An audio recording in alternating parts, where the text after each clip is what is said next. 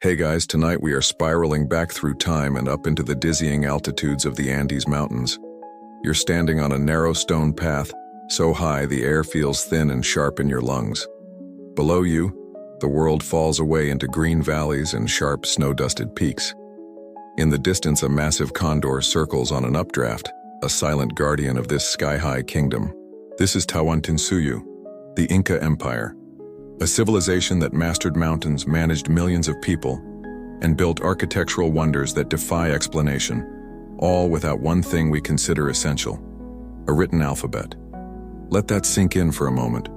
You probably wouldn't survive the altitude sickness, let alone the strict social rules. So before you get comfortable, take a moment to like the video and subscribe, but only if you genuinely enjoy what I do here.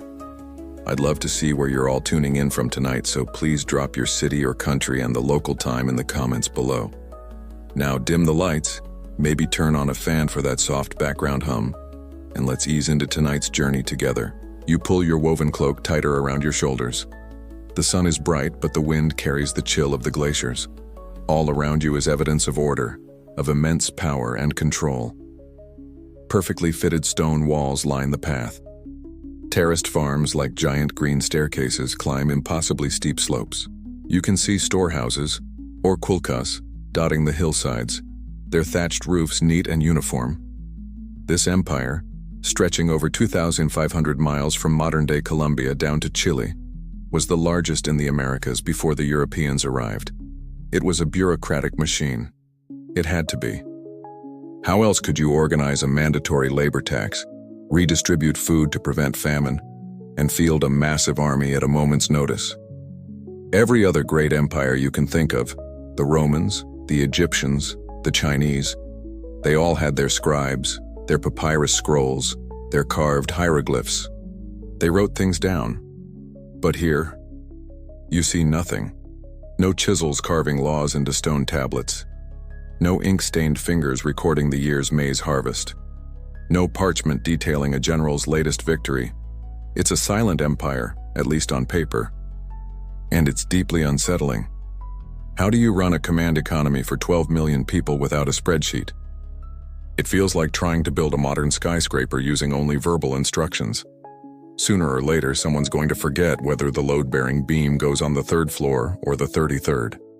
You walk past a local official, a man with broad shoulders and intricate ear spools marking his rank.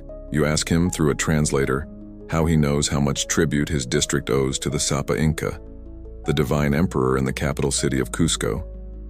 You expect him to point to a stack of records, a ledger of some kind. He just smiles and points to a runner, a young man with powerful legs just now arriving at the local administrative hub. The runner isn't carrying a scroll or a satchel. He's carrying a bundle of knotted strings. This is where your understanding of information begins to unravel. The entire concept of data storage, of history, of communication, is about to be turned on its head. For us, information is flat. It lives on a page or a screen. It's two-dimensional. But for the Inca, it was tactile. It had weight, texture, and a third dimension. A quirky little tidbit about this empire is that while they built one of the most advanced road networks of the ancient world, the famous Capac Ñan, commoners weren't allowed to use most of it without an official permit. The roads were for armies, for officials, and for information to travel, not for your average farmer to go visit his cousin one valley over. This control over movement was also control over knowledge, and the knowledge itself was traveling in a form you can't yet comprehend. The complete absence of a system like ours is so profound that for centuries, outsiders assumed the Inca had no complex record-keeping at all, that it was all based on memory.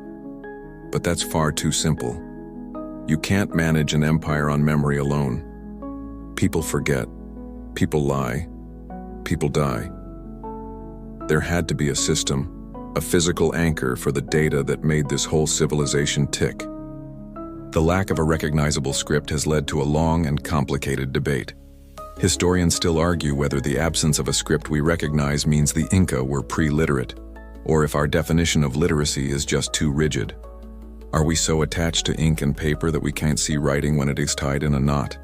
It is a bit like an alien landing today and concluding we have no music, because they can find any grooved vinyl discs, completely missing the silent, invisible world of digital audio files. The Inca weren't lacking a system, you were just lacking the eyes to see it. That runner, breathing heavily in the thin air, is the key. And the strange, dangling, colorful object in his hands is the Empire's hard drive, its history book, and its spreadsheet, all rolled into one. You just don't know it yet. The runner, his chest still heaving, respectfully hands the bundle of strings to the official. There is no fanfare, no ceremony, just a simple transfer of data. The official nods, his expression unreadable, and unfurls the object. It's not what you expected. A cascade of colorful cords falls from a thick central rope, dangling in the thin mountain air. Your first impression is one of organized chaos. It looks a bit like a forgotten knitting project or maybe the world's most complicated friendship bracelet. It's a mop head, a tassel, a strange kind of wind chime made of yarn. But the way the official handles it with a practiced and reverent touch tells you this is no mere decoration. He drapes the thickest cord horizontally over his outstretched hands, letting the dozens, maybe hundreds of thinner strings hang vertically. This, you are about to learn, is a Quipu. You're allowed a closer look. The very name is a clue. Quipu is the local Quechua word for knot, which is a bit like calling a book page. It's elegantly literal. At its heart, the device is deceptively simple in its construction. You can identify the main components almost immediately. There is the primary cord, the thick one the official is holding. It's the backbone, the central axis from which all information hangs. Think of it as the spine of a book or maybe the main cable of a suspension bridge. It gives the entire object its structure. Then you have the pendant cords. These are the thinner strings hanging down from the main cord. They vary in color, thickness, and length, and they are covered in clusters of knots. This is where the bulk of the information lives, in these dangling, colorful threads. As you lean in, you notice an even finer layer of detail. Some of these pendant cords have other, even thinner strings attached to them. These are called subsidiary cords. It's a system of branching data. A pendant cord might represent a particular village, and its subsidiary cords could break down that village's population by profession or age, or maybe even their favorite type of potato. It's a physical filing system. A folder within a folder, a spreadsheet linked to a specific cell in another spreadsheet.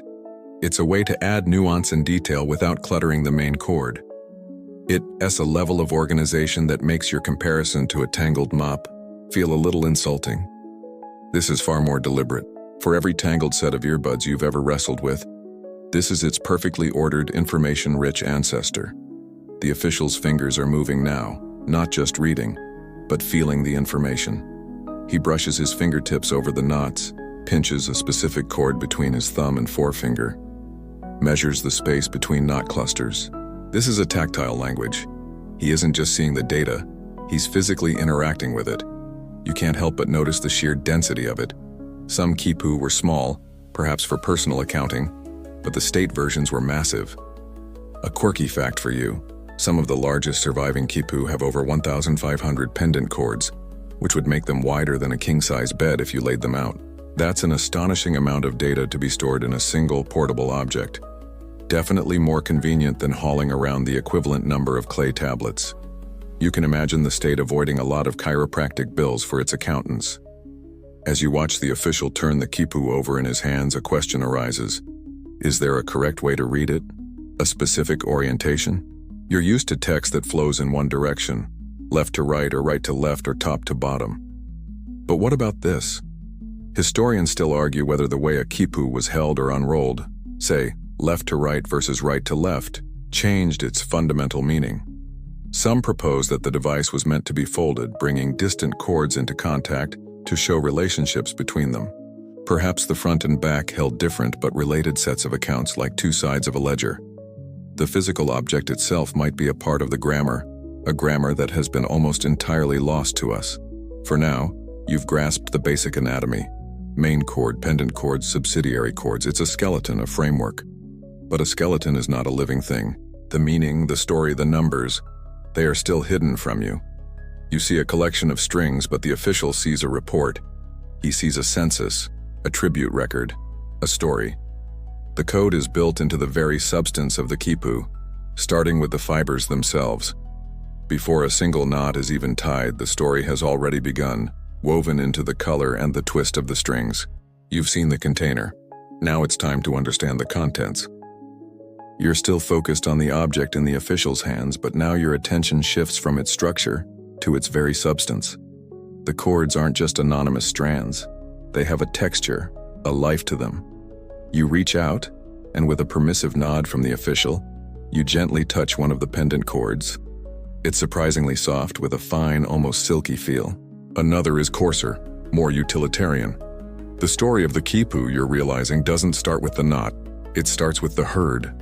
It begins in the high-altitude grasslands where llamas and alpacas graze, their thick coats a walking repository of potential data. Or it begins in the warmer coastal valleys, where cotton bursts from its bolls in soft, white clouds. The very choice of material is the first layer of code. Imagine the process. An order comes down from an administrator in Cusco. A new census is required for a recently conquered province. The Quipu Kamayuk, the Quipu keeper you'll meet later, doesn't just grab any old string. He requisitions specific materials. He needs finely spun wool from an alpaca, an animal prized for its luxurious fleece, for the cords that will represent the human population. Alpacas were a status symbol, their wool reserved for the nobility, so using it for the census cords immediately elevates the importance of that data. For the section detailing agricultural output, potatoes, quinoa, maize, he might use the tougher, more robust wool of a llama. Llamas were the empire's beasts of burden, the heavy lifters. It makes a certain kind of intuitive sense. Soft, high-status fiber for people. Tough, working fiber for goods and commodities. Already the Quipu is speaking to you. A mainstream historical fact is that this distinction between cotton and wool was fundamental. Records from early colonial times confirm that Quipu used for state and religious matters were typically wool, while cotton was often used for more local or regional accounting. It is like using elegant letterhead for a government directive and a plain memo pad for the office grocery list. Then there's the color. The Quipu is a rainbow of information. Deep reds, earthy browns, vibrant yellows, and stark whites all hang together. These weren't just for decoration. Each color and each shade of that color had a specific meaning. The dyes were a science in themselves, derived from the rich local biochemistry of the Andes. That brilliant crimson? It comes from the cochineal, a tiny insect that lives on prickly pear cacti. Crushing thousands of these little bugs yields a dye so potent and permanent, it would later become one of Peru's most valuable exports to Europe, coveted by Renaissance painters. The yellows and oranges could come from mole berries or specific flowers. The blues from indigo, the greens from a dozen different leaves. It was a complex and labor-intensive process, a form of alchemy that turned the natural world into a legible palette. A far cry from just clicking on a color swatch in a design program and hoping for the best. This color system could be both symbolic and straightforward. Yellow, logically enough, often stood for gold, the sweat of the sun, or for maize, the golden staple food of the empire. White could mean silver, the tears of the moon, or in a more abstract sense, peace or tribute. Black often signified time or illness, while red could mean war or the army itself. But it got much more complex than that. A single cord wasn't always a single color. You see cords where two different colored strands have been twisted together, creating a mottled effect. This could mean a mixing of two concepts. What happens when you twist the red of war with the white of peace? Maybe it represents a truce or a treaty. You also see cords with distinct color-banded sections like a tiny striped sweater. Historians still argue whether these complex color combinations followed a universal, empire-wide code, or if meanings could shift based on regional dialects or even the specific subject of the Quipu. Was the color for potato the same in the northern highlands as it was on the southern coast? We simply don't know for sure. It is possible each Quipu came with an oral key that explained its unique color assignments, a key that is now lost. One truly quirky tidbit is the idea of deviant colors. In some surviving Quipu, there are colors that don't seem to fit the established patterns. A shocking pink, or a pale lavender. Were these mistakes? Or were they a special code, meant to flag a piece of information as unusual or particularly important. Maybe a lavender cord meant that the tribute from that village was late, or that the official numbers had been fudged. It's the Incan equivalent of highlighting a cell in bright yellow in your Excel sheet and adding a WTF comment. The possibilities are maddeningly infinite. As you run your fingers over these dyed strings, you understand that this is a system of immense subtlety. The choice of fiber, the spin of the yarn, the blend of the colors, all of it is data. The Quipu wasn't just an accountant. He was a textile artist, a chemist, and a librarian all at once. The empire didn't just communicate with knots, it communicated with the very fabric of the Andes. Now that you've understood the language of the fibers and dyes, your gaze drifts down a single pendant cord, and you focus on what makes a Quipu, the knots. They appear in clusters, separated by smooth, unknotted lengths of string. At first, they look random, like the snarls in a fishing line left in a box for too long. But as you look closer, guided by the official's patient gestures, you begin to see a pattern, a deliberate and repeating system. This isn't chaos. This is mathematics. This is data made tangible. The Inca may not have had the symbol 7 or 3, but they could record those numbers with a precision that would have made any Roman merchant, with his clumsy abacus and clunky numerals, deeply envious. You are about to learn the 3 fundamental types of knots that form the numerical language of the empire. The first one your guide points to is special. It's a little more complex than the others, a single strand twisted back on itself to form a shape like the number 8 lying on its side. This is the figure 8 knot. And its function is unique and unwavering. It always and only means 1. This is a fascinatingly quirky detail. Instead of using a single simple knot for the number 1, they used this more distinct form. Perhaps it was to make the number 1, the foundational unit of any count, unmistakable, to ensure it could never be confused with any other value or a random bump in the chord. It's a stable anchor in a sea of numbers. Next are the knots used for the values 2 through 9. For these, there were 2 options. The most straightforward method was using simple overhand knots. The same basic knot you use to tie a balloon or start tying your shoes. You see a cluster of them on a cord. You count them. There are 5. That cluster represents the number 5. A little further down, you see another cluster. You count 8 of them. That represents the number 8. It's beautifully simple and intuitive. 9 knots in a row is the highest value you'll see represented this way. It's a system anyone could learn in minutes. If you can count, you can read this part of the Quipu. The third type of knot is the long knot. It's an elegant solution to the problem of space. Instead of tying 9 simple knots in a row, which could get a bit bulky, a Quipu could tie 1 long knot. You can see how it's made. The cord is looped around a finger or a stick several times before being pulled tight. The number of turns inside the knot itself determines its value. A long knot with 4 turns is a 4. A long knot with 9 turns is a 9. It looks like a tiny, coiled spring of yarn, a fusilli noodle of data. So, you now have the building blocks. The figure 8 for 1, and then for 2 through 9, you can use either a series of simple knots or a single long knot with the corresponding number of turns. If you tried this yourself, you'd probably end up with a tangled mess that communicates something like 7. And a half alpacas owe me a potato. But for a trained Quipu keeper, it was a fast and efficient system. This immediately presents a question. Why have 2 different ways to represent the same numbers? Why have the option of tying 7 simple knots or 1 long knot with 7 turns? Was it just a matter of style? Historians still argue whether the choice between using, say, 5 simple knots versus 1 long knot with 5 turns was a stylistic preference of the Quipu or if it encoded a subtle distinction in the data. Perhaps the simple knots were used for counting physical objects, 5 llamas, 5 soldiers, while the long knot was used for measurements, like 5 units of weight or distance.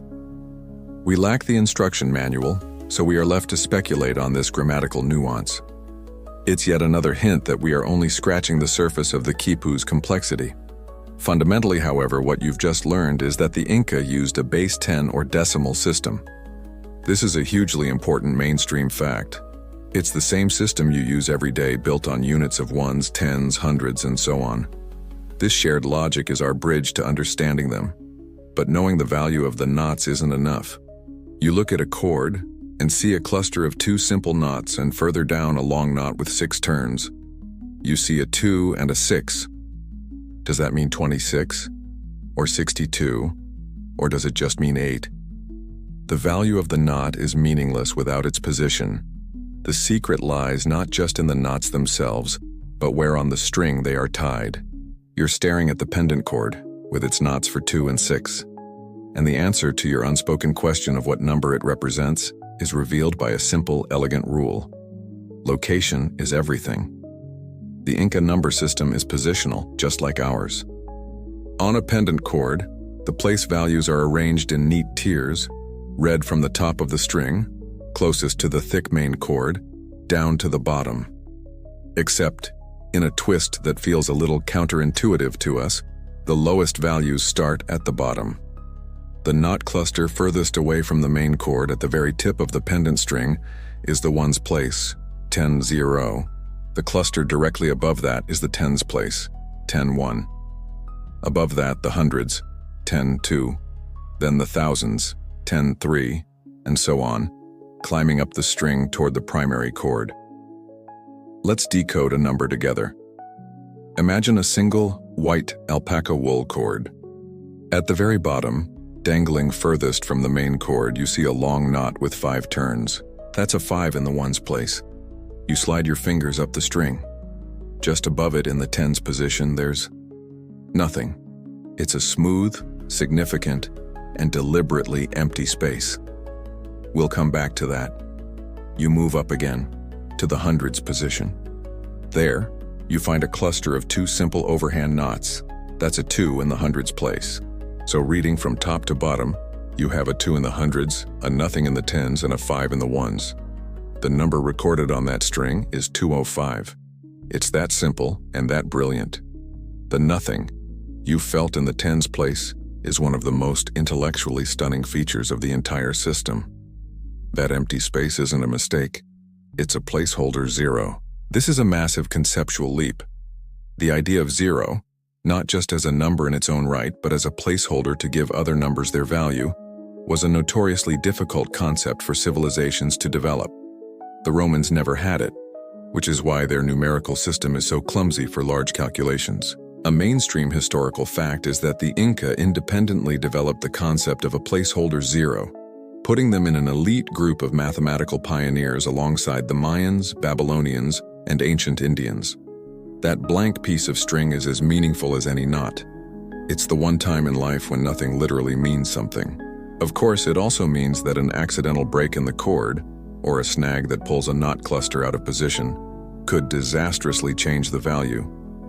You can imagine a Quipu keeper explaining to a furious official how his census of 105 prize llamas suddenly became 15.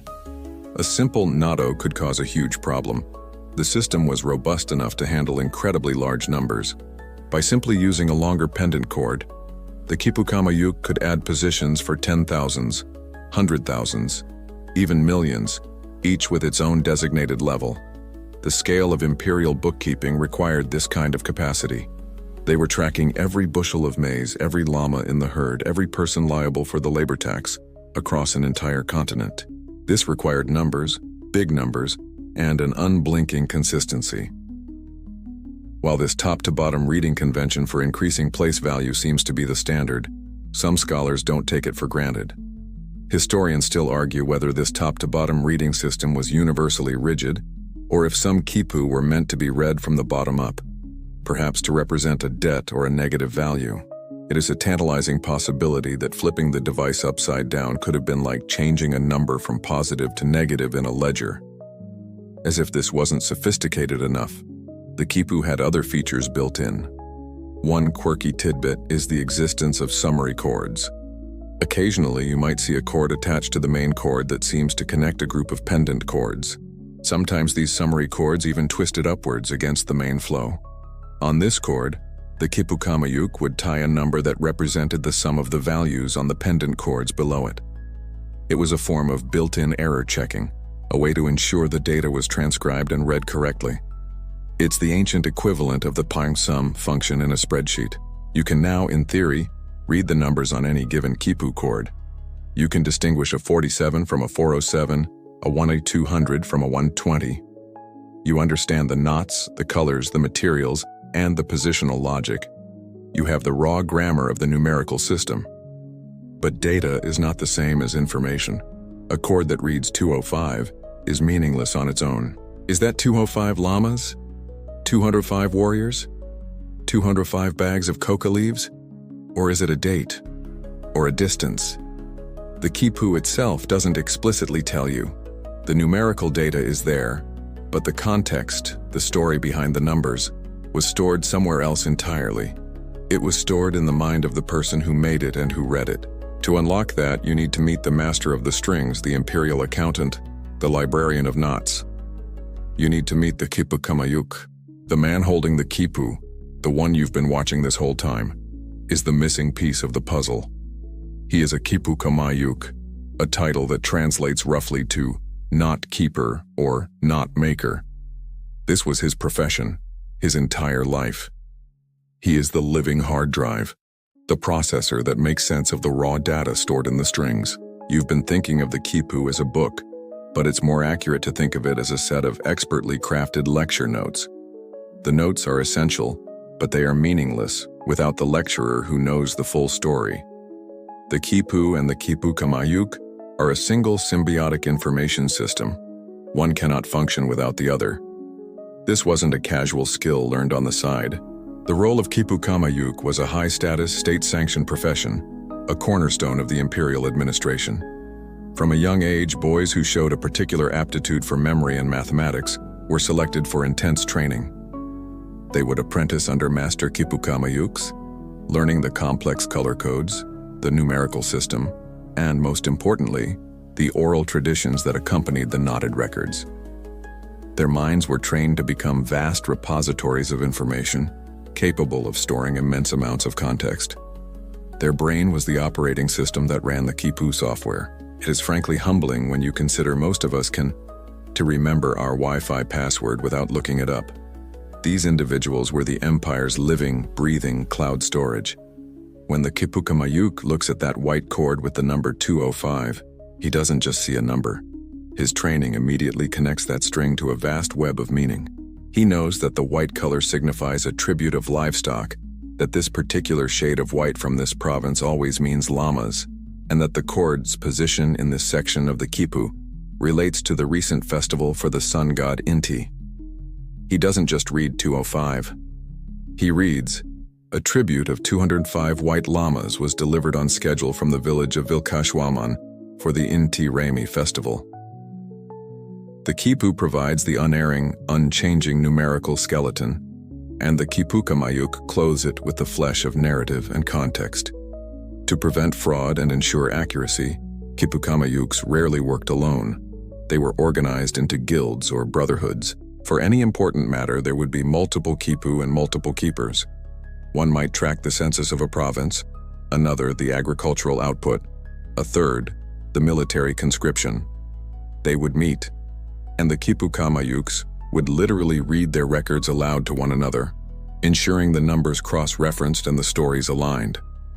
It was a peer review system built on memory and recitation. This is where a truly quirky historical tidbit comes in. Spanish chroniclers who were both baffled and impressed by the system recorded that you could approach a high-level Quipu Kamayuk and ask for an obscure detail, say, the total amount of maize contributed by a specific district during a drought 20 years prior, and he could consult his archived Quipu and produce the exact figure. The Quipu was a library, and the Quipu Kamayuk was the master librarian with a perfect memory of every book.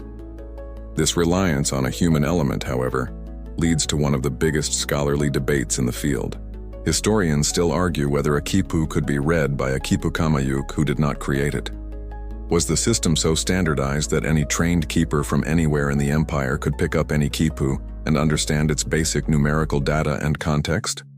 Or was a Quipu a deeply personal mnemonic device, its specific color patterns and arrangements so customized that it was almost unintelligible without its creator to provide the initial oral report.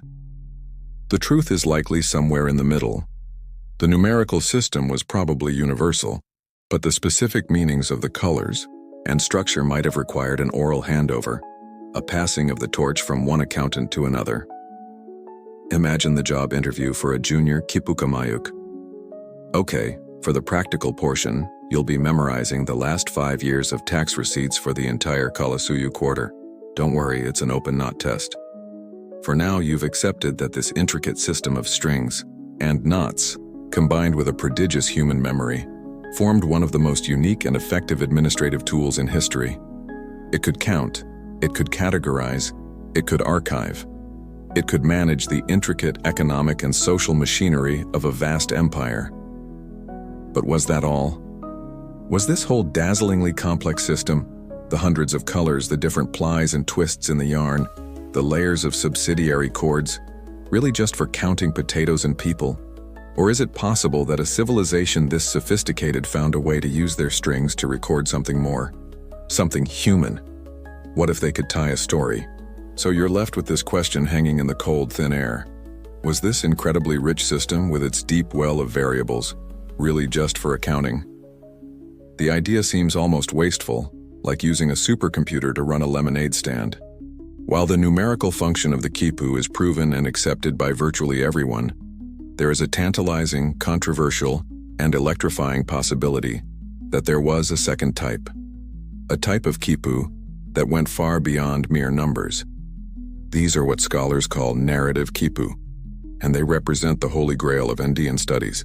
The theory is that while your everyday accountant was tying knots to track llama herds, a high-ranking historian or priest was using a similar device to record the epic deeds of emperors, the precise wording of laws, sacred prayers, and perhaps even poetry.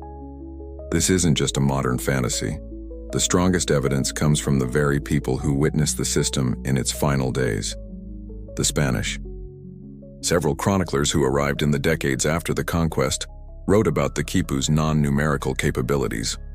One of the most famous was Garcilaso de la Vega, the son of a Spanish conquistador and an Inca noblewoman. Writing in the early 1600s, he described in his royal commentaries of the Incas how Quipu Kamayuks could recite detailed genealogies of the Sapa. Incas recount the story of the empire's founding and explain complex social laws all by reading their knotted cords. He insisted that the Quipu contained the whole of what they were able to know of their history. He made it sound as if these strings were books, holding the collective memory of an entire civilization. This is where things get tricky, and where the central, passionate, and sometimes downright hostile debate among Andean scholars begins. Historians still argue whether the narrative accounts of the Spanish chroniclers should be taken as literal proof of logosyllabic Quipu, or if they were simply flowery descriptions of a sophisticated mnemonic system. Were the Spanish, unfamiliar with the concept of a highly trained oral historian, simply misinterpreting what they saw? Did they see a Quipu Kamayuk holding a Quipu while reciting a memorized epic and just assume the story was physically in the strings, when in fact the Quipu was only a memory aid, a prompt sheet of key dates and figures? It is the difference between reading a book aloud and giving a lecture while occasionally glancing at your bullet-pointed notes.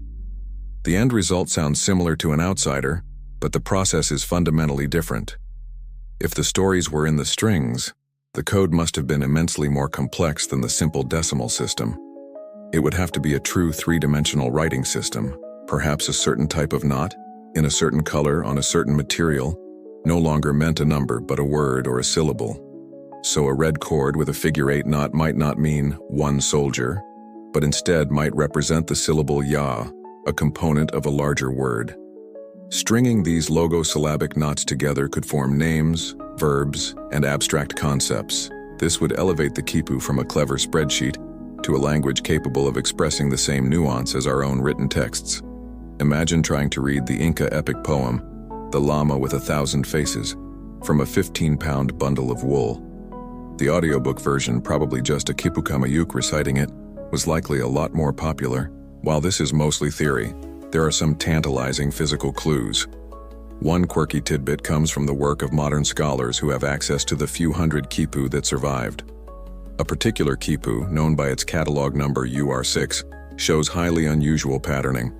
It has repeating sequences of 3-knot clusters that appear in different locations. Some researchers have speculated that these repeating triplets might be the Quipu equivalent of a name, like Sapa Inca, or a place like Cusco, or a formulaic phrase like, "and then he decreed." It's not proof, but it is a strange anomaly that doesn't fit the neat mathematical patterns of a purely statistical Quipu. It hints that something else, something non-numerical, is being recorded. To find out what that is, you need to look beyond the numbers and dive deeper into the most vibrant element of the Quipu, its complex and symbolic color code. If a Quipu can indeed tell a story, then the colors must be its vocabulary. In a simple accounting Quipu, a color might just be a category heading: yellow for maize, brown for land, red for soldiers. But for a narrative, the colors have to carry much more weight.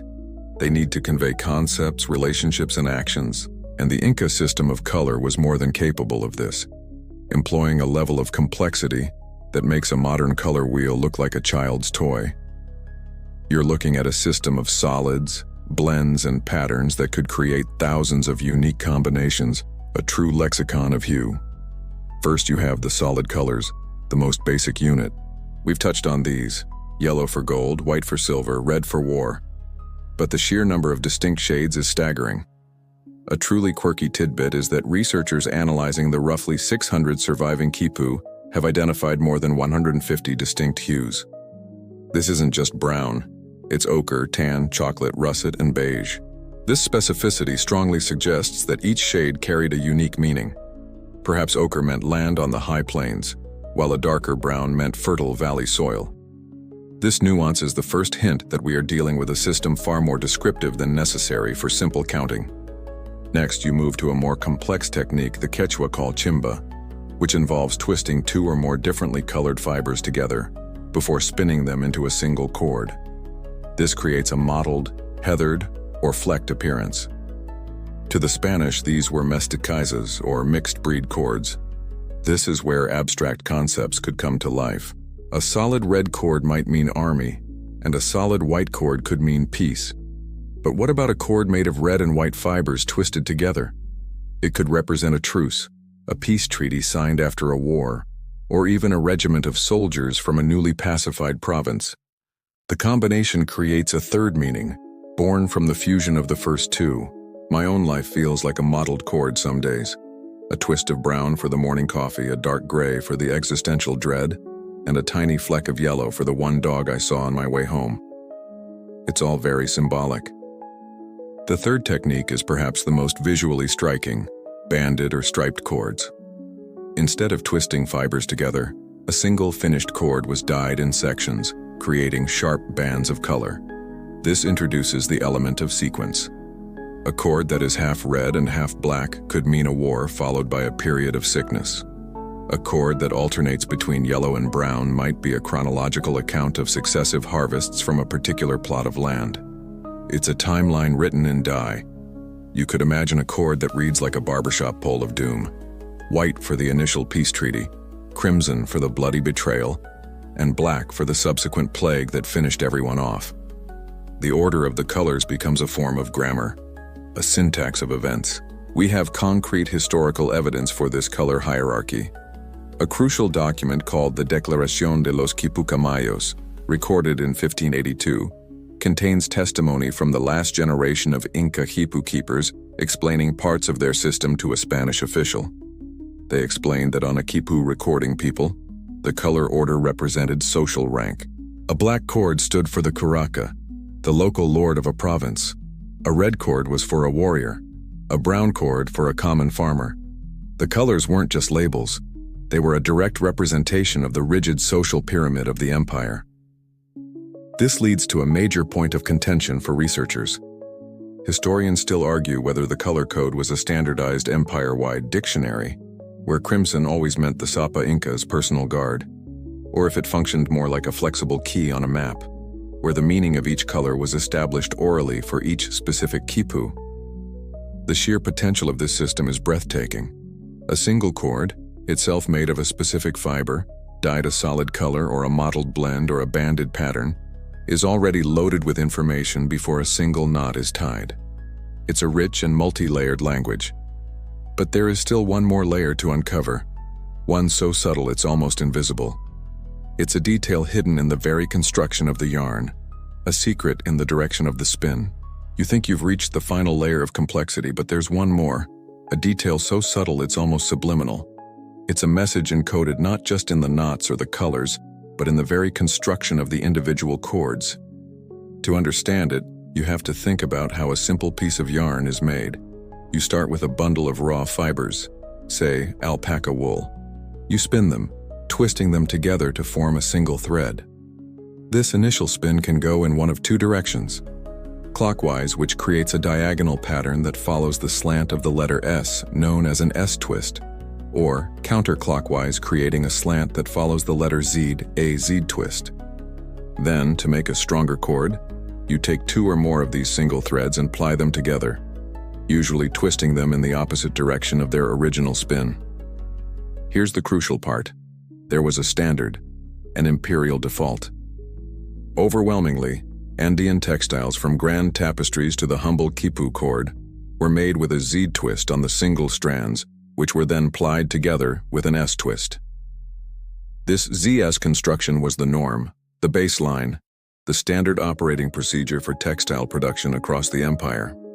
A Khipu kamayuk, whose fingers were more sensitive to yarn than a concert violinist's are to a string, would instantly know this default construction by touch alone. So what happens when he encounters a cord that's deliberately made the wrong way? A cord with an S-twist and a Z-ply? It would stand out to him as clearly as a sentence written backwards would to you. This intentional reversal of the ply is a binary switch. It's an on-off, a positive-negative, a this-that. It's another layer of information hiding in plain sight.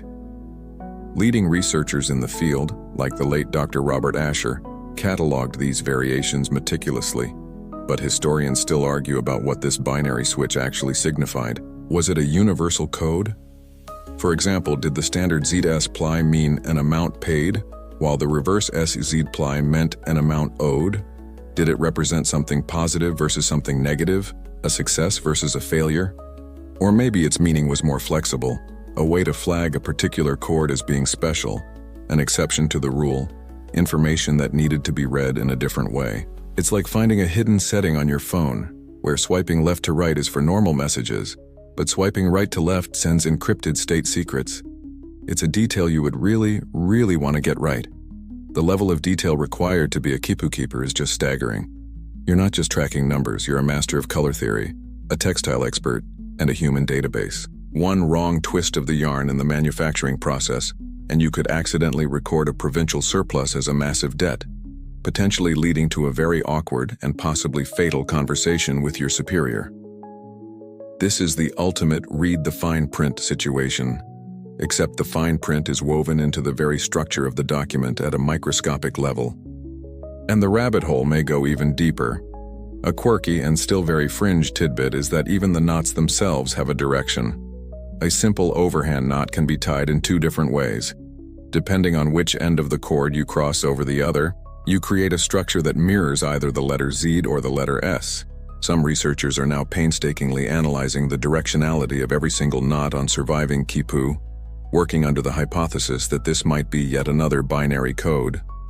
A Z knot versus an S knot could be another layer of yes-no, true-false information. So now you have the complete toolkit. You have the material of the cords, their color, their ply direction, the type of knots, the direction of the knots, and the position of the knots. These are the variables, the building blocks of the Inca data system. With these tools, you can now begin to understand not just what a Quipu is, but what it did. You can see how this complex, multi-layered device was put to work, managing the day-to-day operations of one of the world's great empires. You now have the full technical specifications of the Quipu, from its macro structure down to the micro-level twist of its yarn. Now you can zoom out and see this remarkable device in action, not as a museum artifact, but as the central processing unit of a living, breathing empire. The Inca state was a marvel of organization, a command economy that functioned without currency, markets, or merchants as we would know them. Everything was managed through a system of tribute, labor, and redistribution. And the Quipu was the tool that made it all possible, the operating system for a continent. Imagine a provincial governor overseeing his territory. His primary job is to ensure the state tribute is collected. This tribute isn't money, it's a portion of everything the province produces: potatoes, maize, wool, cotton textiles, pottery. He has a master Quipu for his region. Each cluster of pendant cords represents a different district. Within a district's cluster, a brown cord might represent a specific village. Attached to that village's cord are subsidiary cords, a yellow one for the maize tribute, a white one for the potato tribute, a deep red one for the textile tribute. The knots on these cords show the exact amounts owed. When the tribute is collected, an identical Quipu is created and sent with the goods to the regional capital.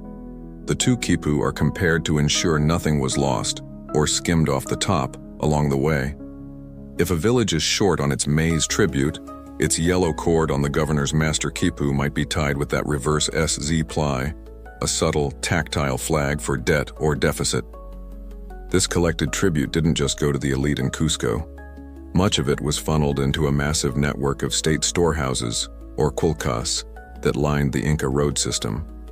These were the empire's savings accounts, crucial for feeding armies on the move, supplying artisans in the cities, and most importantly, providing famine relief during bad harvests. A quirky tidbit is that the Inca even optimized the architecture for storage. Round quilcas were often used for perishable grains and tubers because their shape promoted air circulation, while rectangular ones were used for equipment like tools and weapons.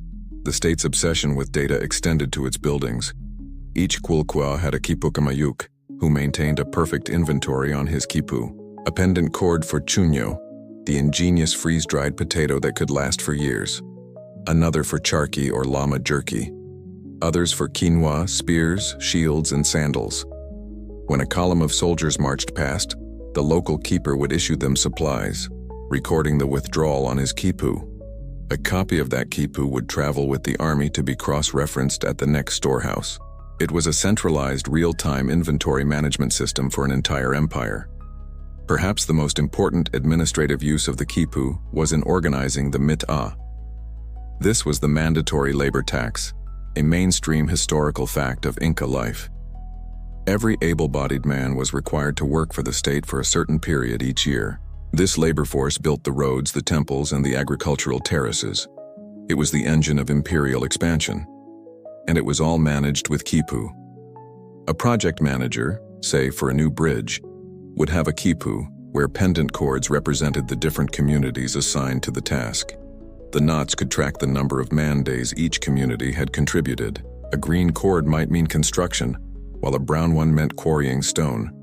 The Quipu was basically the ancient world's Trello or Asana, tracking tasks, personnel, and deadlines. It was the ultimate group project, but one where failure had rather more serious consequences than a bad grade. Motivation levels were, shall we say, consistently high. Through these examples, you can see how the Quipu was more than just a record. It was an active tool of governance. But how deep did this data-driven control go? Historians still argue about the precise accounting cycle. Did quipucamayuks balance their books monthly, seasonally, or annually? Was there a great end-of-year accounting where all the Quipu were brought to Cusco for a massive imperial audit? We don't know for sure. But it is clear that from the highest levels in the capital to the smallest village in the mountains, the knotted string was the thread that bound the empire together, ensuring that every potato was counted and every day of labor was accounted for. This managed the economy, but what about the law? How did a society with no written statutes maintain justice and record precedent? They did it, of course, with a string. With the Quipu managing every aspect of the imperial economy, it's only natural that it also formed the backbone of the Inca legal system. In an empire without a single written law book, how was justice administered fairly and consistently? The answer, as always, lies in the strings. The Inca legal code was philosophically simple, based on 3 core moral principles that every citizen was taught from birth. Ama sua, do not steal. Ama lula, do not lie. And ama kila, do not be lazy. While this sounds straightforward, applying these broad rules to specific, Messy human conflicts required a system of record-keeping, and that's where the legal Quipu came in. Imagine you are witnessing a local court proceeding. It might be a dispute between two farmers over the boundary of their fields, a case of theft, or something more serious. The judge, an imperial official known as a tokorikok, or he who sees all, presides. There is no jury. Instead, the judge listens to testimonies. As a witness speaks, a Quipu sits nearby, his hands moving deftly. He isn't just listening, he's creating a record. A specific colored cord might represent the witness. The knots he ties could represent key numerical facts, the number of llamas stolen, the date of the offense, while the very structure of the Quipu he creates serves as a mnemonic anchor for the substance of the testimony. The Quipu essentially became the court stenographer, the law library, and the evidence locker, all rolled into one. And his records were a lot harder to tamper with than a modern digital file. You can't just hit backspace on a figure 8 knot. This is where the debate over narrative Quipu becomes incredibly relevant. Historians still argue about the level of detail these legal Quipu could hold. Were they just simple ledgers of crime and punishment?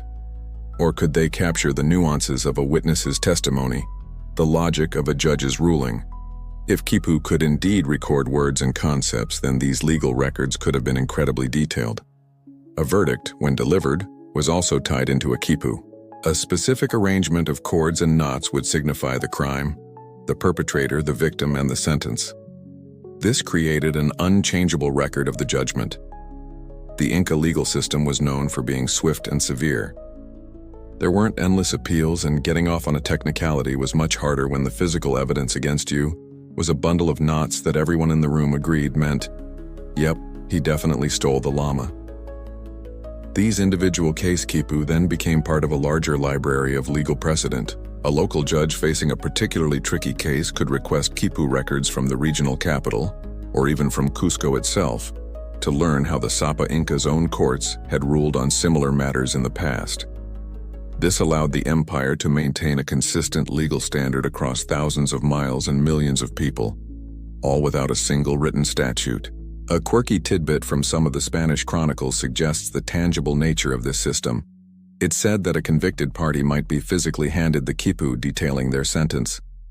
If your punishment was to pay restitution, you might be required to carry that Quipu until the debt was paid in full, at which point an official would ceremonially untie the final knot or destroy the Quipu entirely. Imagine receiving your court summons not as a piece of paper in the mail, but as a knotted cord handed to you by a stone-faced official. You certainly couldn't claim you'd accidentally deleted the email. So the Quipu was the empire's memory, its accounting ledger, and its law library. Quipu were constantly being created, updated, and consulted in every corner of the realm. But all this data is useless if it stays in one place. For the empire to function, information had to move. A tribute record from a northern province was no good if it never reached the imperial accountants in Cusco. A new ruling from the Sapa Inca was meaningless if the local judges in the southern territories never learned of it. The data needed a delivery system, and the Inca created one of the fastest and most efficient in the ancient world. All of this information, the census data, the tribute ledgers, the inventory logs, the court decisions, is useless if it can't move. The Inca Empire was a centralized state, and the Sapa Inca in Cusco needed a constant, high-speed flow of data from his vast domain to make informed decisions. For this, the Inca didn't rely on pack animals or slow-moving carts. They built a biological internet, a data transfer system powered by the one resource the Andes had in abundance: incredibly resilient and athletic human beings. They were called the Chasqui. A Chasqui was a messenger, a specialist runner tasked with physically transporting Quipu across the empire. These were not just any men. They were selected from a young age for their speed, their endurance, and their reliability. To be a Chasqui was a form of paying your labor tax, your mita, but it was a high-status role, essential to the functioning of the state. You can picture one now, a lean young man in a simple tunic poised at the edge of the great Inca road. He carries no weapon, only a small bag on his back, a conch-shell trumpet called a pututu to announce his approach, and in his hands, wrapped carefully against the elements, a Quipu. This was not a casual morning jog. It was a non-stop, high-altitude sprint, a critical state function where failure was not an option. The system's genius was that no single chasqui ran the entire distance. The 25,000-mile Inca road network, the Chapak Nyan, was lined with small relay stations, or chasquiwasi, every few miles. A chasqui's job was to run at top speed the single segment between two of these stations. As he neared his destination, he would blow his pututu, and the next runner in the chain, rested and ready, would emerge from the station.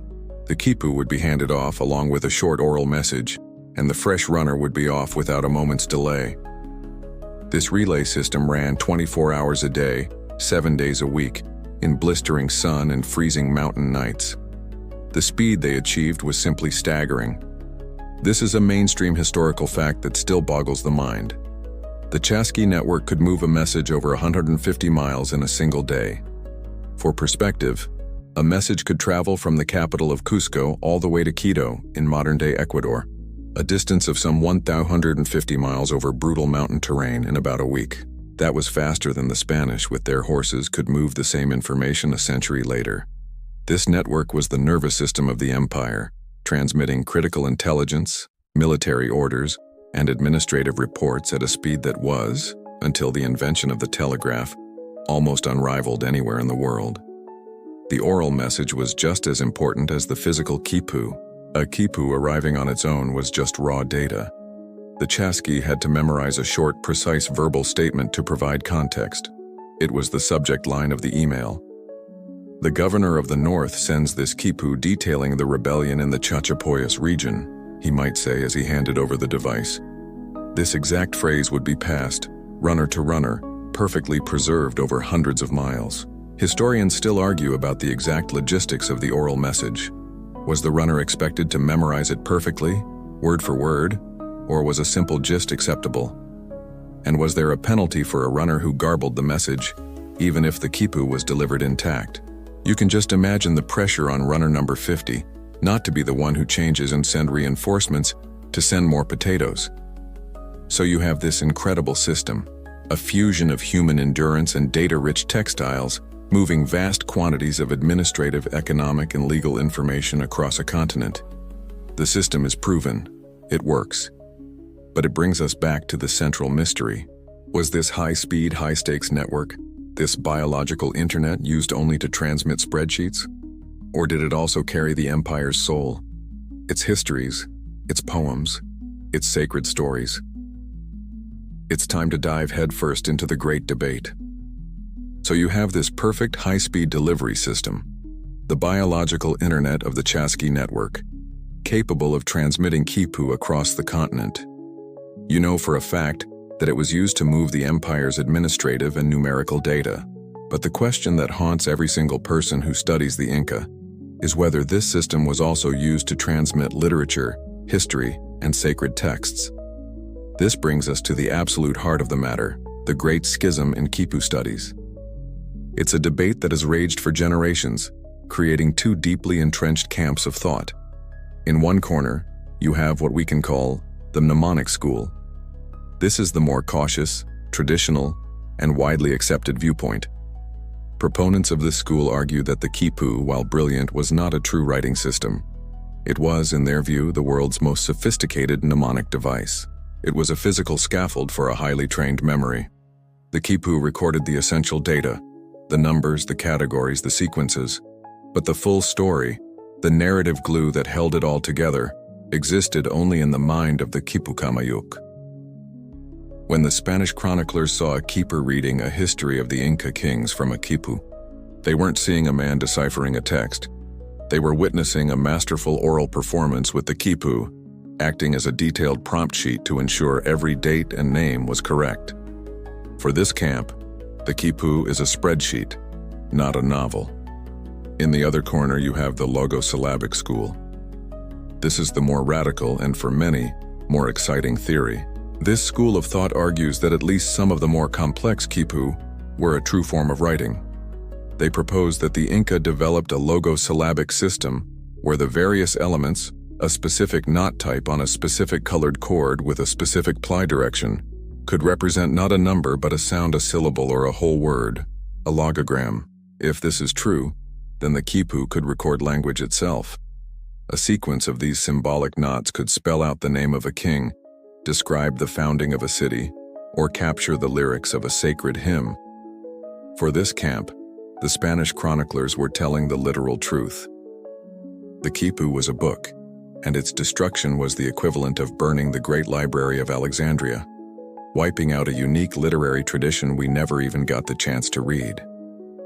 The debate is so fierce because both sides have good arguments. The mnemonic school points out that the vast majority of surviving Quipu show clear mathematical base 10 patterns, strongly suggesting their primary use was accounting. Furthermore, the single biggest obstacle to the narrative theory is the lack of a Rosetta Stone. We have no Quipu that has been found with a corresponding translation, which makes any attempt to assign phonetic values to knots and colors purely speculative. Proving the narrative theory without a key is like finding a hard drive full of files in a completely unknown format with no software to open them. But the logosyllabic school has compelling points as well. They ask, why would a civilization develop a system with over 150 different color shades, variable ply direction, and multiple knot types if all they wanted to do was count things? It seems like incredible overkill, a level of complexity far beyond the needs of simple bookkeeping. They also point to a quirky and highly controversial piece of evidence, a 17th century Jesuit text which includes a drawing that seems to show Spanish words like the Catholic concepts of God or Holy Spirit, represented by specific arrangements of knots on a Quipu. While its authenticity is fiercely debated, it offers a tantalizing hint that phonetic encoding was at least conceptually possible, so the lines are drawn, and historians still argue with incredible passion. Was the Quipu a sophisticated abacus with a great filing system? Or was it a true, three-dimensional book? The two camps are like rival departments at a university, constantly publishing papers to counter each other. It's a turf war where the prize is the very definition of writing itself. The answer, if it's ever found, won't come from arguing about old texts. It will come from a new approach, treating the Quipu not as a historical artifact, but as a code waiting to be cracked. With the battle lines of the great debate clearly drawn, you might be wondering if we'll ever find an answer. Arguing over the interpretation of 400-year-old Spanish texts can only get you so far. To truly solve the mystery, you need to go back to the source, the Quipu themselves. You need to treat them not as historical curiosities but as encrypted messages and apply the tools of a modern codebreaker. This is exactly what a new generation of researchers, led by scholars like Harvard anthropologist Gary Urton, has begun to do. The first monumental step was to create a unified database. For centuries, the few hundred surviving Quipu were scattered in museums and private collections across the globe, making any systematic comparison impossible. So, Urton and his team embarked on the Quipu database project. This was a painstaking, almost fanatical effort to visit, photograph, and meticulously analyze every known Quipu. They recorded everything: the length, thickness, and material of every cord, the precise color of every fiber matched to a standardized chart, the direction of the spin and ply, the type, position, and even the direction of every single knot. This is a level of obsessive detail that makes building a ship in a bottle look like a casual hobby. The result is a massive digital archive, a searchable database where all the physical traits of these complex objects are quantified. With this database, researchers can now use the power of computers to do what no human could: search for patterns across hundreds of Quipu at once. They are essentially applying 21st century big data analysis to a 15th century analog computer. The computer can identify statistically significant pairings. For example, it can find a symbol, say, a white figure 8 knot on a blue cord with a reverse ply, and see if it consistently appears in conjunction with another more complex pattern. The hope is to find something like a Quipu Rosetta Stone, not in a single object but distributed across the entire dataset. If you find two Quipu from the same archaeological bundle, and one seems to be a simple summary of the other, you might be able to match a symbol on the first one to a larger concept on the second. This entire approach is a source of debate, as historians still argue whether finding a statistical correlation is the same as proving a linguistic connection. A skeptic would say that just because a pattern exists doesn't mean it's language. It could just be an obscure accounting convention that we don't yet understand. But the patterns are tantalizing, and a quirky tidbit from this cutting-edge research provides a real glimmer of hope. A young researcher named Manny Medrano, while still an undergraduate at Harvard, took a set of Quipu from the colonial era and compared them to a written Spanish census from the same village. By matching the numbers and structures, he was able to propose that the different ways the cords were attached to the main cord corresponded to the social status of the people in the census, and that the colors of the cords represented their family names. It's not a full decipherment, but it's a direct, plausible link between the structure of a Quipu and a known social context. Progress is slow. Cracking this code isn't a Hollywood montage where someone shouts, "I'm in," after 5 minutes of frantic typing. It's a slow, methodical process of finding tiny glimmers of non-randomness in a sea of data. A breakthrough might be as small as proving that one specific knot combination consistently means llama and not alpaca. But each tiny step builds the foundation for the next. The work is laborious, but it's the most promising path forward. It does, however, raise a very sad question. Why is this work so difficult? Why are the researchers working with such a small, fragmented, and decontextualized data set? To answer that, you have to turn to the moment when the world of the Inca and their libraries of string was violently and permanently shattered. The intricate world you've been exploring, with its lightning-fast messengers and libraries of knotted string, was not destined to last. In 1532, its quiet, ordered existence was shattered forever. This was the year Francisco Pizarro and a small army of just over 160 Spanish conquistadors landed on the coast of Peru. They arrived at a moment of profound vulnerability for the Inca. The empire had just endured a bloody civil war between two half-brothers, Huáscar and Atahualpa, who were fighting for control after their father's death. Historians still argue about the extent of the Inca Civil War's impact on the Spanish conquest, but it's undeniable that the empire was politically fractured and exhausted when this new, utterly alien force appeared. The Spanish were everything the Inca were not. They were loud, clad in shining steel, and rode massive, terrifying animals the Inca had never seen before. Horses. They carried weapons that spat fire and thunder. It was a clash of civilizations, a confrontation between the sword and the knotted string. In a series of shockingly swift encounters, culminating in the capture of the victorious brother Atahualpa at Cajamarca, this tiny band of adventurers decapitated the entire Inca state. The centralized, top-down structure of the empire was also its greatest weakness. With the Sapa Inca, the divine head of the state, held hostage, the body was paralyzed. What followed was a period of chaos, conquest, and confusion. But once the initial shock of the invasion subsided, the Spanish were faced with a practical problem. They had conquered an empire, and now they had to rule it. Their goal was to extract as much wealth as possible. And to do that, they needed to understand and control the existing tribute and labor systems. And at the heart of those systems was the Quipu. For a brief, fascinating period, the conquerors became dependent on the tools of the conquered. Spanish colonial administrators, priests, and landowners employed Quipucamayucs to help them manage their new domains. They needed to know who lived where, how much land they farmed, and what tribute they owed. And the only records that existed were tied in knots. During this transitional phase, the Quipu was even recognized as a legitimate legal document in Spanish colonial courts. A mainstream historical fact that highlights this strange coexistence is that an indigenous community could bring their ancestral Quipu to a Spanish judge to prove their claim to a piece of land, and it would be accepted as valid evidence. Quipucamayucs were called upon to give expert testimony, reading their knotted records to settle disputes over inheritance or tribute payments. A quirky detail from the conquest itself is that when Atahualpa offered his famous ransom, to fill a large room once with gold and twice with silver, his own Quipucamayucs meticulously tracked every single item brought in from across the empire, creating a perfect knotted record of the greatest treasure collection in the Americas, even as it was being gathered for the men who would ultimately kill him. But this pragmatic alliance could not last.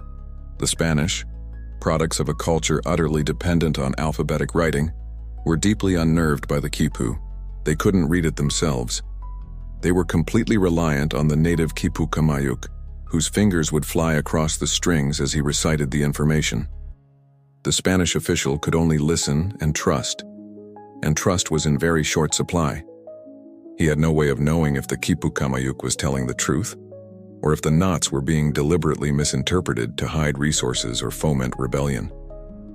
The Spanish looked at this system and saw not an efficient administrative tool, but an opaque, uncontrollable, and deeply suspicious form of native power.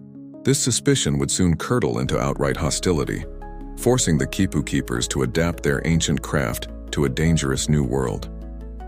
Faced with this new reality of Spanish rule, a world of steel, crosses, and incomprehensible legal documents, the Quipu Kamayuks did what colonized people have always done.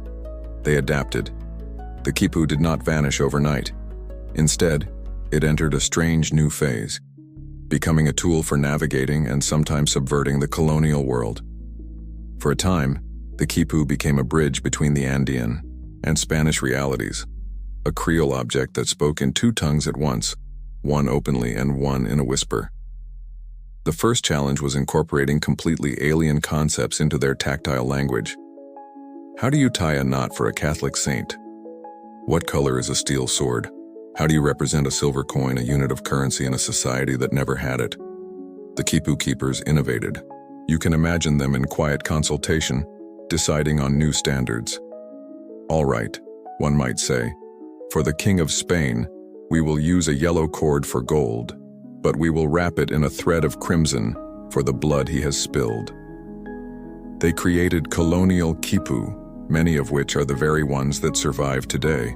A mainstream historical fact is that a large portion of the existing Quipu in our museums are from this era, identifiable by features like sheep's wool or silk threads, materials that didn't exist in the Andes before the Spanish. The accounts of a few Spanish chroniclers give us glimpses into this fascinating fusion. One quirky tidbit comes from a priest named Calancha, who described a Quipu that had been adapted to record the sins for a Catholic confession. The system, he claimed, could encode the first commandment, the 5 precepts of the church, and the 7 deadly sins, all for a parishioner to bring to his priest. The mind boggles at the thought. What knot represented gluttony? What color was envy? It was a desperate, ingenious attempt to map their own information system onto the new, all-powerful belief system of their conquerors. But the Quipu's most powerful new role was not as a tool of collaboration, but of resistance. Its greatest weakness from the Spanish perspective, its opacity, was its greatest strength for the Andeans. A Quipu Kamayuk, called before a Spanish administrator to report on his village's harvest, could hold up his Quipu and dutifully read the numbers. Yes, senor, a modest harvest this year. We have produced 100 bushels of maize for tribute. The Spaniard, unable to read the strings, would nod and make a note, but what he couldn't see was the subtle subsidiary cord, or the section of the Quipu the keeper kept folded in his palm, where the true number was recorded, 500 bushels. The other 400 were safely hidden in a secret community storehouse. This was 16th century steganography, hiding a secret message inside an official one. This practice of keeping 2 sets of books may have been widespread. Historians still argue about the prevalence of these resistance Quipu. Was it a systematic, common practice, or a rare and incredibly risky act? Either way, it demonstrates the Quipu's transformation from a tool of top-down imperial control to a tool of bottom-up community survival. The very device that once recorded a village as tribute to the Sapa Inca was now being used to hide that same village, his resources from the King of Spain. It took an incredible amount of courage to stand before your conqueror, look him in the eye, and with a perfectly straight face lie to him with a rope.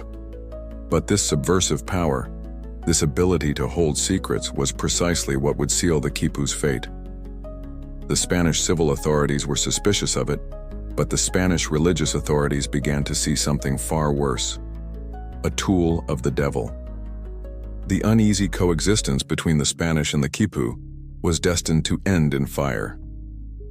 As the 16th century wore on, the Spanish crown, energized by the Counter-Reformation in Europe, shifted its colonial policy from mere resource extraction to a zealous campaign of total religious conversion. This was the era of the extirpation of idolatry, a systematic effort by the Catholic Church to erase every last trace of traditional Andean religion. And in the eyes of the priests and bishops, the Quipu was not just a suspicious accounting tool, it was a primary instrument of paganism. The logic of the clergy, from their perspective, was ironclad. They saw that Quipu were used in native religious ceremonies. They knew that Quipu recorded the genealogies of the Inca kings, who were worshipped as gods. They understood that Quipu contained the details of sacrifices made to mountain deities, the apis, and the timing of seasonal festivals that honored the sun and moon. To a Spanish friar, a Quipu being read aloud sounded like a demonic catechism, a recitation of the lies of the devil.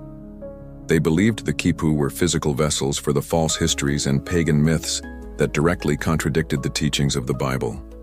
To save the souls of the Andeans, their false gospels written in string had to be destroyed. This culminated in a devastating official act. The Third Provincial Council of Lima, a major assembly of church leaders in 1583, formally condemned the Quipu. The decree was unambiguous. Priests and colonial officials were ordered to confiscate and burn any Quipu they could find. What followed was a cultural cataclysm, a book burning where the books were made of wool and cotton.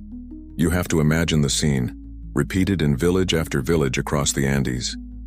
A priest holding a cross arrives in the central plaza and demands that the community surrender its sacred objects. This included not just statues and icons, but the Quipu. The local leader would be forced to hand over the knotted cords that contained his community's land titles, its census, its legal history, and the stories of its ancestors. The villagers would then have to watch as their library, their entire collective memory, was piled high and set ablaze. It was the 16th century equivalent of wiping the servers of a nation. Historians still argue about how successful this campaign of destruction really was. Did the Spanish authorities manage to destroy the vast majority of Quipu in a single generation? Or did many communities manage to hide their most important ancestral records, taking them to remote caves or burying them, creating a secret underground Quipu tradition that might have persisted for centuries? A quirky tidbit is that in rare instances, a priest might try to co-opt the system before destroying it, forcing a Quipu Kamayuk to record Catholic prayers on a Quipu in an attempt to cleanse it. But this was the exception. The rule, overwhelmingly, was destruction.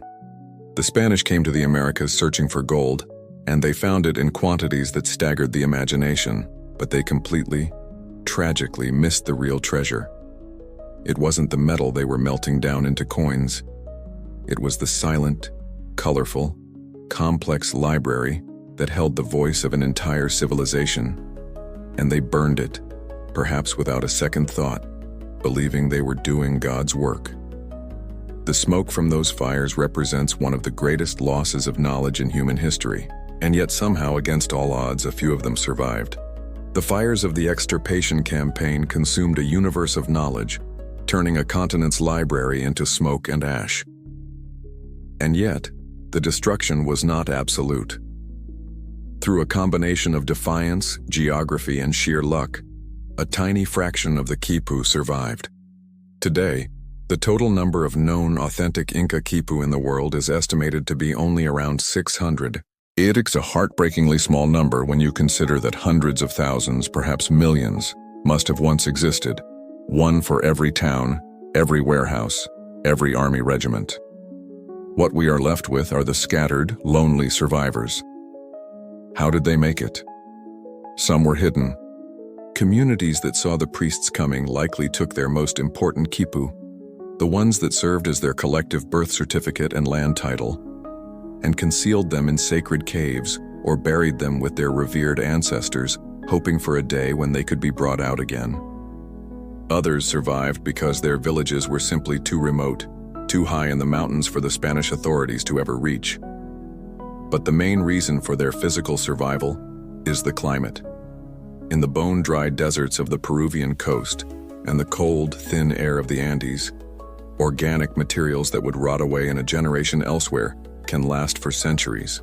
The best thing that could happen to a Quipu was to be forgotten in a dry, dark place, a perfect accidental time capsule. These survivors are now scattered in museum collections across the world, from Lima to Berlin to New York. Seeing one is an odd experience. It hangs behind climate-controlled glass, a silent, drooping cascade of strings. It's an object of immense complexity, a message in a bottle from a lost world, but the message is unreadable. This is the great tragedy and the central challenge for modern researchers. Almost every single surviving Quipu is decontextualized. They were found by archaeologists or more often by grave robbers in tombs and caches. We have the object, but we have no idea what it was about. We don't know who made it, what year it was made, or even what province it came from. Each Quipu is an orphan. This lack of context is a catastrophic loss. A Quipu was a living document, meant to be read with an oral explanation by its keeper. Without that, we are left with a beautiful but mute artifact. It's like finding a single unlabeled floppy disk from 1985. You can see it, you can analyze its physical properties, but you have no idea if it contains a Shakespearean play or a half-finished game of Pac-Man. This has even led to a debate among museum curators. Historians still argue whether it's better to preserve a Quipu exactly as it was found, often in a tangled, dirt-caked bundle, or to meticulously clean and untangle it for study, which risks destroying trace evidence or altering the original configuration of the strings. So researchers are left with these isolated data points. They have the massive, mysterious Quipu in the Berlin Ethnological Museum, one of the largest and most complex in existence, but with no known origin. They have Quipu from the Chachapoyas region in the north, which seem to have unique structural properties but no living tradition to explain them. It was like trying to reconstruct a family's history when all you have are a few scattered, unlabeled photographs. You can see the faces, but you don't know their names or the stories behind their eyes. Every so often, however, the archaeologists get lucky. They find a Quipu not in isolation, but exactly where it was left, surrounded by other objects that offer precious, tantalizing clues. Every so often, the universe throws the researchers a bone. Out of the hundreds of decontextualized orphaned Quipu, a few have been found exactly where they were left 5 centuries ago, surrounded by clues. The most important of these discoveries was made at a site on the southern coast of Peru called Incahuasi. The name literally means Inca house, and it was a large regional storage and administrative center. In one of the rooms, archaeologists found a perfectly preserved offering, a bundle containing 27 Quipu, lying on the floor right next to the very things they appeared to be counting. For a Quipu researcher, this was the jackpot. It was like finding a stack of spreadsheets next to the company's inventory. Alongside the Quipu were woven bags still containing their original contents: chili peppers, black beans, and peanuts. Here, finally, was a Quipu collection with its subject matter sitting right next to it. This was a chance to match the code to the key. If the researchers could figure out which Quipu chord meant peanuts, they could begin to build a small but concrete vocabulary for the system. This was a Rosetta Stone, not for language, but for the logistics of the Inca Empire. A quirky tidbit about the site is that it was so well preserved, archaeologists even found the original fiber loops used to tie the doors of the storehouses shut. A small human detail that makes the whole place feel frozen in time. The Incahuasi Quipu are a marvel of bureaucratic organization. A close analysis by Gary Urton and his colleague Carrie Brezine revealed a clear hierarchical structure. There were small, lower-level Quipu with a few chords recording simple counts. Then there were mid-level Quipu, where the numbers from the small Quipu were added together.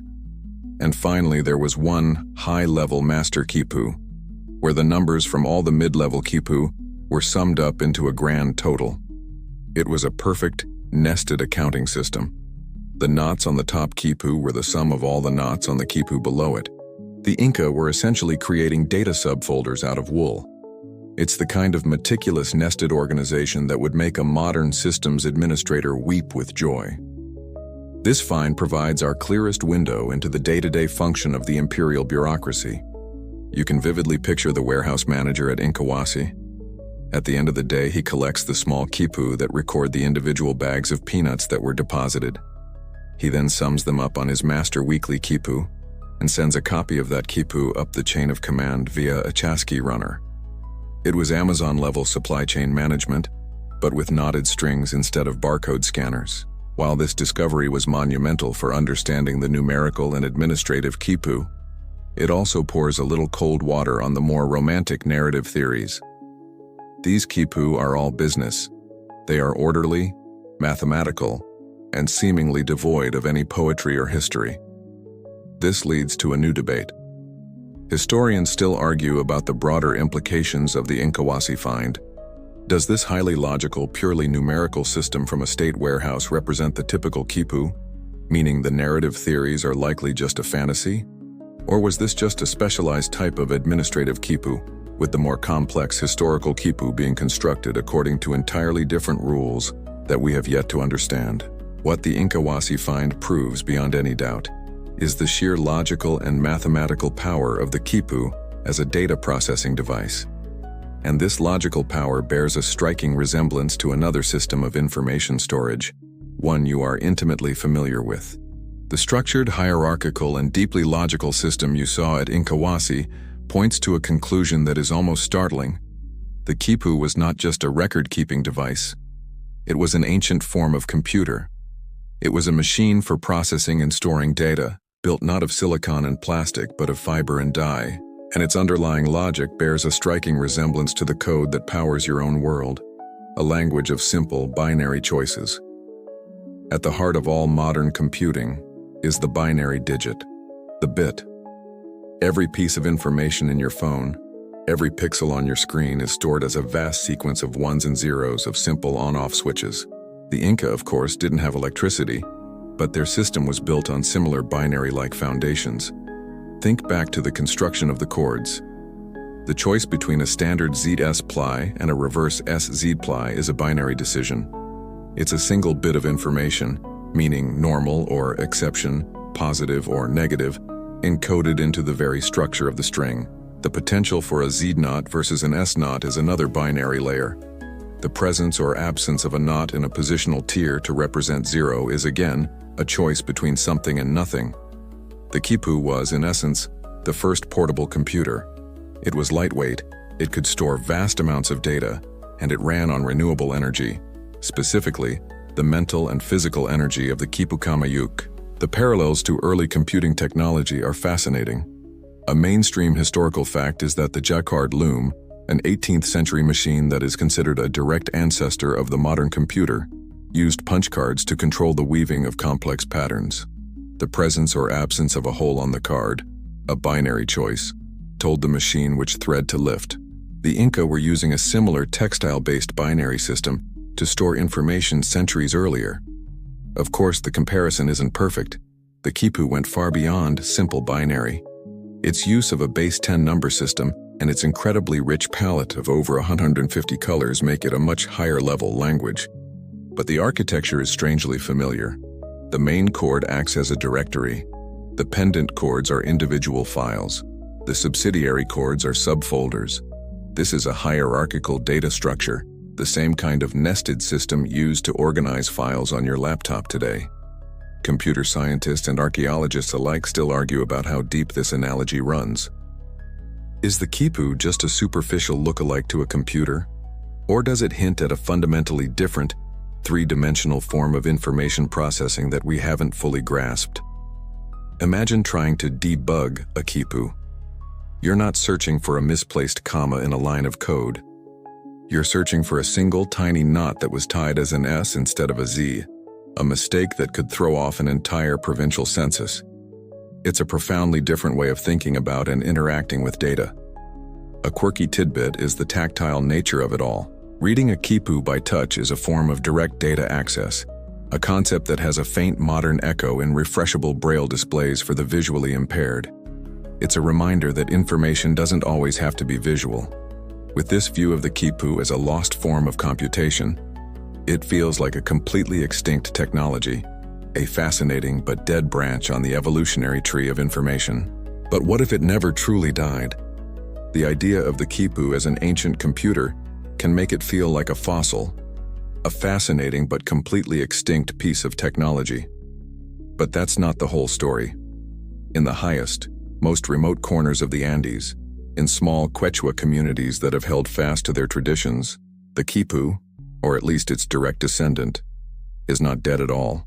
It's still being used every single day, not to manage an empire, but for a purpose that is just as critical to survival and prosperity: counting llamas and alpacas. In these villages, far from the reach of fiber optic cables and cellular data, a herder's wealth, his family's future, is his flock.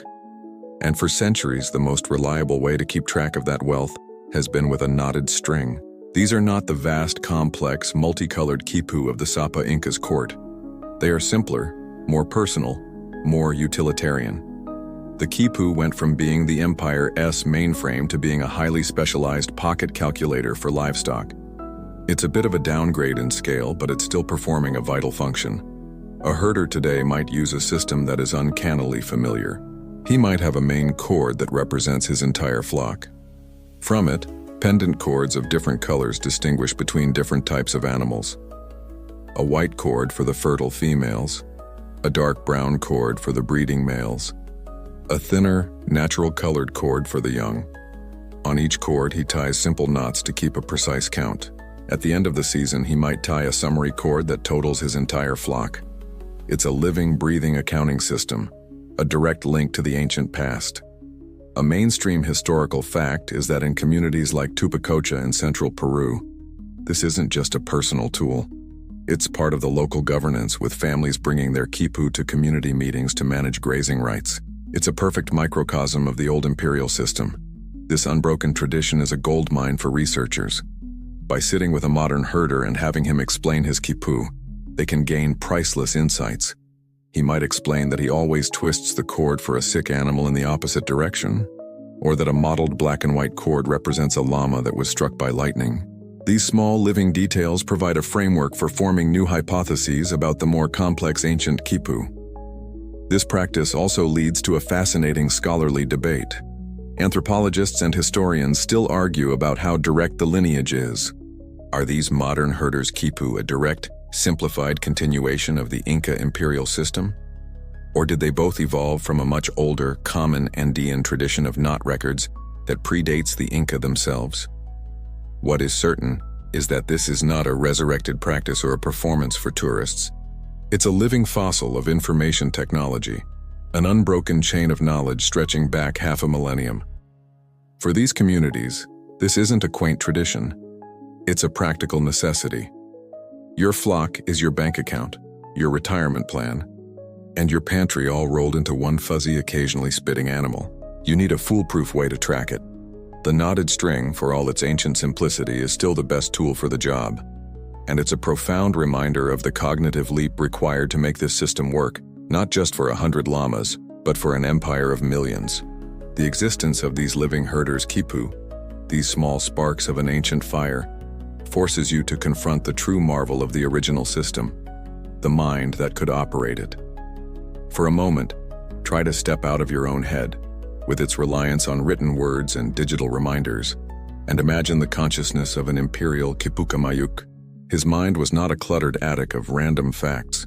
It was a meticulously organized palace, a living database where every piece of information had its precise place, anchored to a physical, tactile object. We forget why we walked into a room. These individuals could recall the exact tribute of a specific village from 2 decades prior. The cognitive skills required were staggering.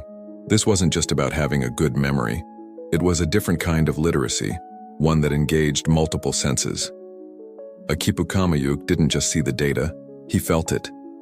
As his fingers glided over the chords, they were reading a language of texture, thickness, and tension.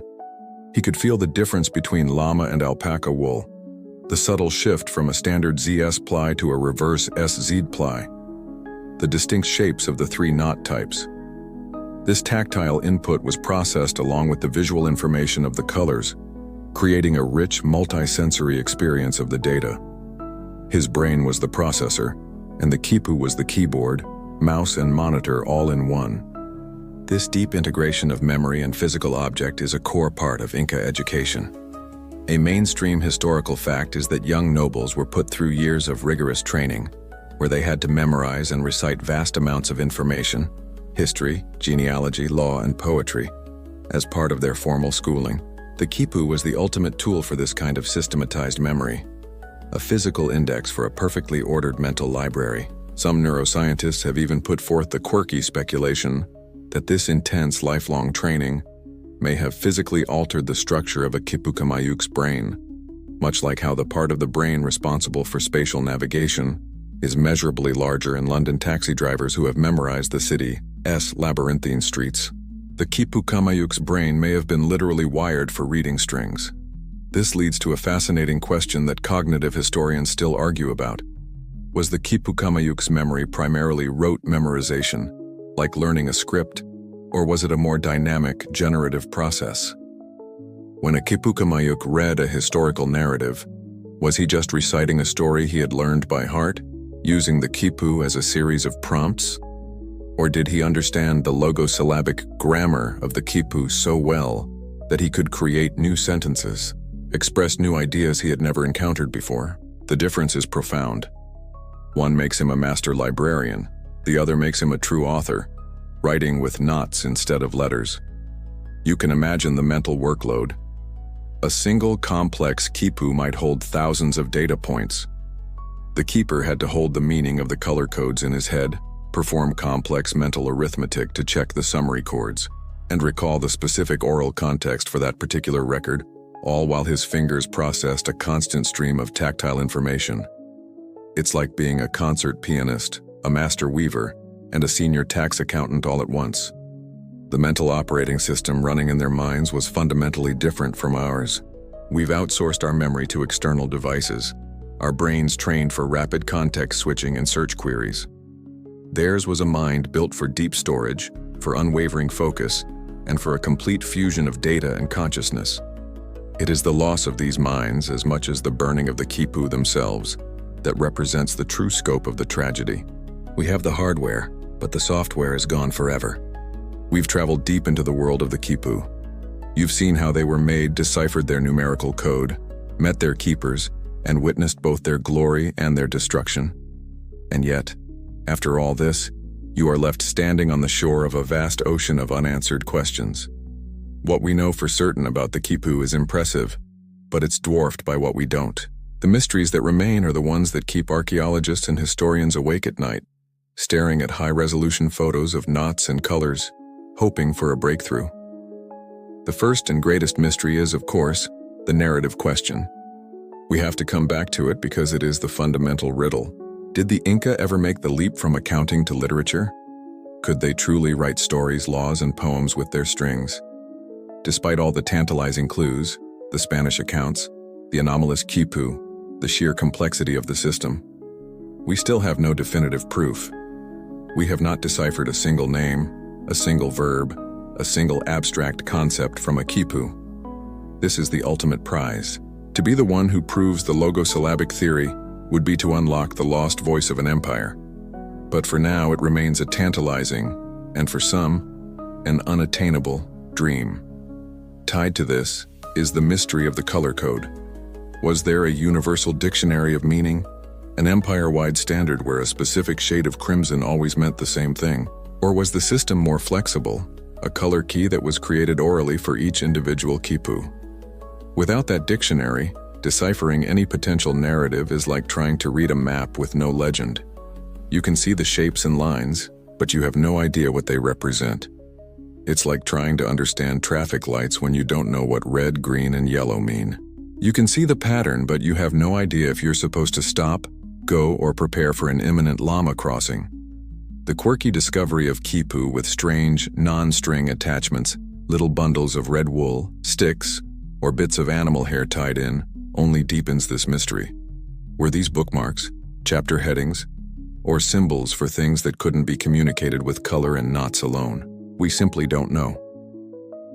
Then there's the question of origins. Did the Inca invent this brilliant system? The answer is a definitive no.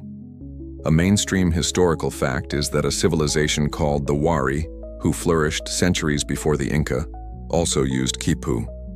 The Wari Quipu are slightly different, often lacking a main primary chord, but they are clearly ancestors of the Inca device. This proves that knot-based record-keeping is a much more ancient Andean tradition. But how old is it? Where did it begin?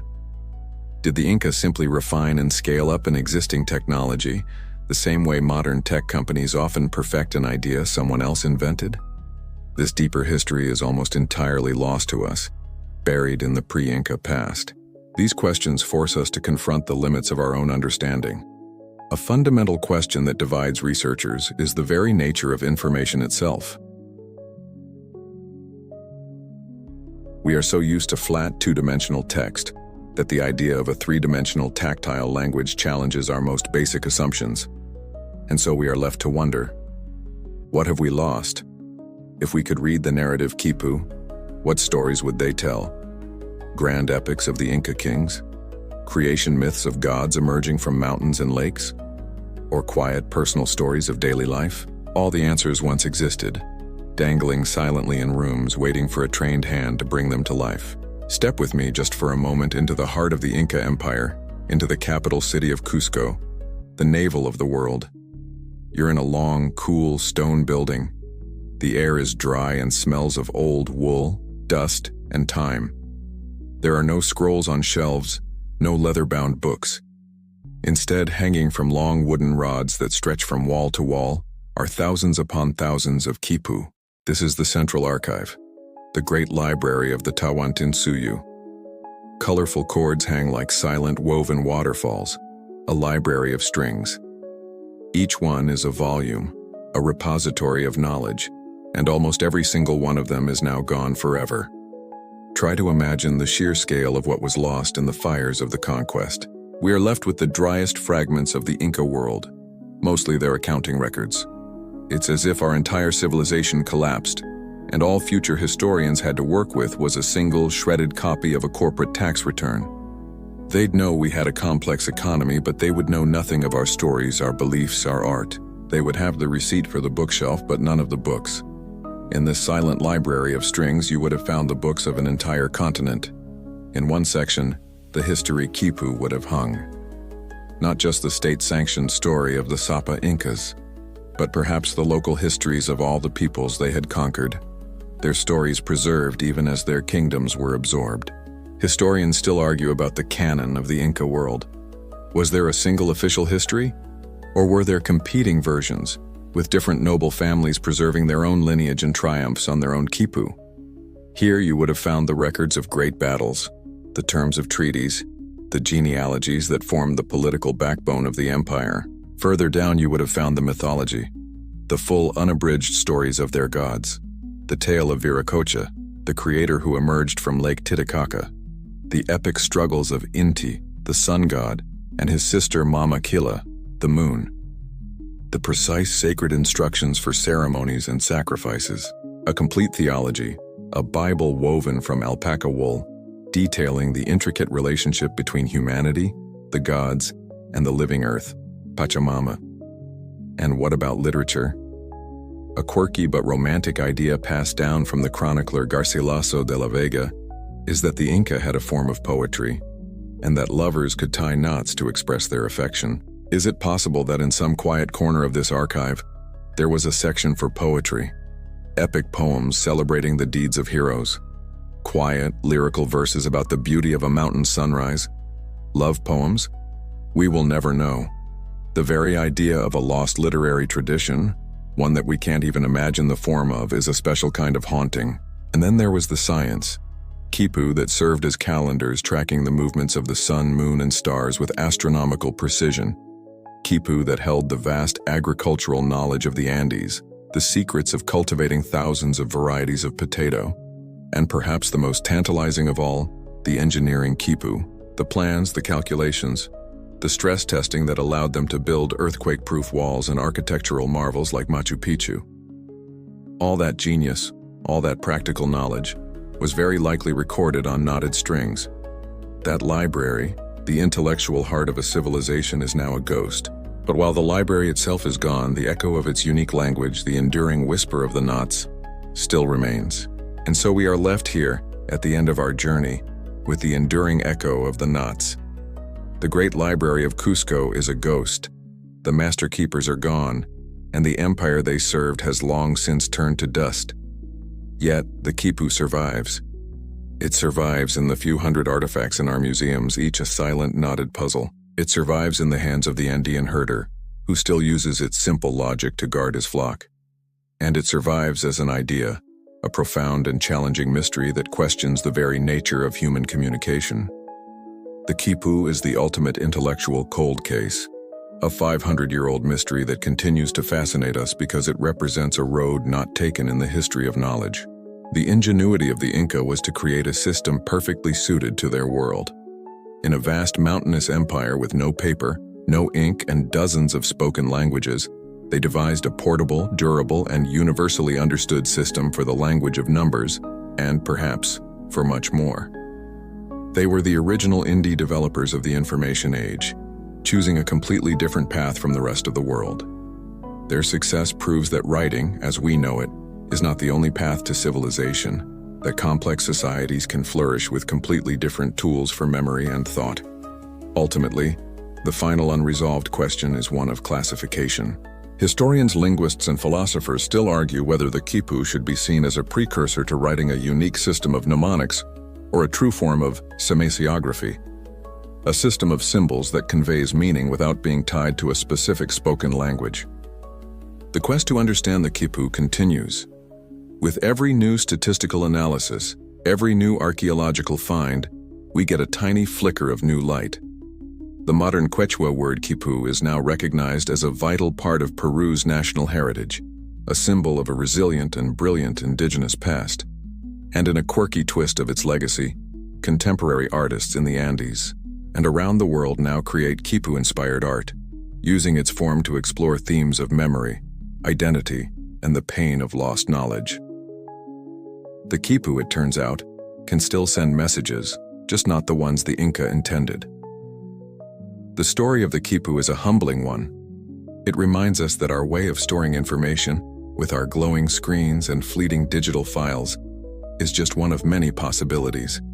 It is something to think about the next time your internet goes out and you suddenly feel disconnected from the world's knowledge. The Inca built a different kind of web, woven from wool and cotton, a physical network of data that connected a continent. And though most of it has been lost, the simple, elegant, and mysterious knotted string still holds a powerful grip on our imagination.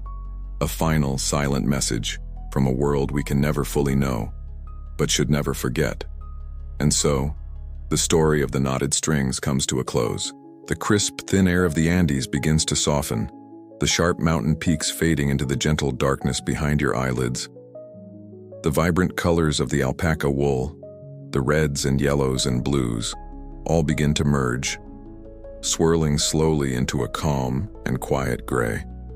Let the weight of all that history, all that lost knowledge, just drift away now. It isn't yours to carry. You can let it go. All the unanswered questions, the silent mysteries can be left for another time. They can wait. Your only task now is to feel the gentle rhythm of your own breathing, a simple, ancient pattern that needs no deciphering. Feel the gentle pull of sleep, a quiet and welcome gravity. As you drift down into that soft and peaceful place, you can let the last image of the silent library of strings dissolve completely, leaving nothing behind but a deep and profound stillness. There are no more knots to untangle, no more codes to crack. There is only rest. Just quiet, comfortable and easy rest. Sleep now.